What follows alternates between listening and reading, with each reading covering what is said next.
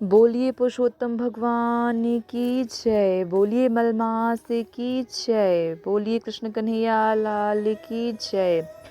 आज हम पुरुषोत्तम मास या मल मास या अधिक मास में पड़ने वाली एक पद्मिनी एकादशी की कथा का श्रवण करेंगे। एक समय कार्तवीर्य ने रावण को दिग्विजय के समय पकड़कर अपने कारागार में बंद कर लिया था। तब पुलस्त्य जी ने विनयपूर्वक उसको छुड़ाया था। तब आश्चर्यचकित होकर नारद जी ने अगस्त्य जी से पूछा था, हे महाबली रावण को कार्तवीर्य ने कैसे बंदी बनाया, सो कथा हमसे कहिए। मुनि अगस्त्य जी बोले, नारद जी, त्रेता युग में हय काल में कृतवीर्य नाम का एक राजा माहिष्मती नगर में राज्य करता था। उसके 1000 रानियां थीं, परंतु उनसे किसी को भी पुत्र प्राप्त नहीं था तथा चिंतित होकर राजा तप करने के लिए वन में चला गया था। उसके साथ उसकी रानी प्रमदा भी चली गई थी। दोनों ने 10,000 वर्ष तक तपस्या करी और अपने शरीर को जर्जर कर लिया।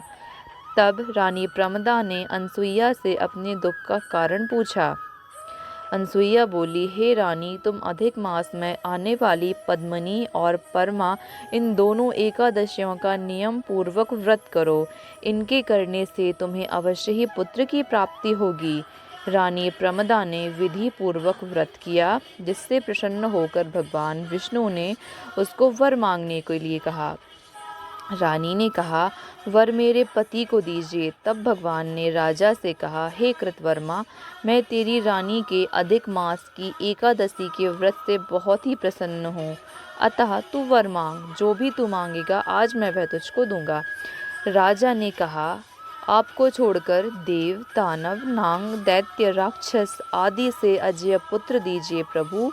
भगवान तथास्तु कहकर अंतर्ध्यान हो गए। राजा रानी अपने नगर को आ गए। उन्हीं के पद्मा एकादशी के प्रभाव से कार्तवीर्य पुत्र उत्पन्न हुआ, जिसने रावण को बंदी बनाया था। बोलिए पुरुषोत्तम भगवान की जय। तो आज हमने श्रवण किया कि पुरुषोत्तम मास में पड़ने वाली एकादशी अर्थात पद्मिनी एकादशी या पुत्रदा एकादशी का कितना ज़्यादा विशेष महत्व है।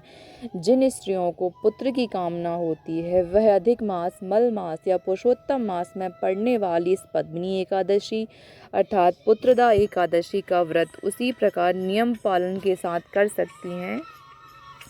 नियम पूर्वक करें तो उनकी मनोकामना अवश्य ही पूर्ण होगी। भगवान पुरुषोत्तम सब पर कृपा करें। जय श्री कृष्ण।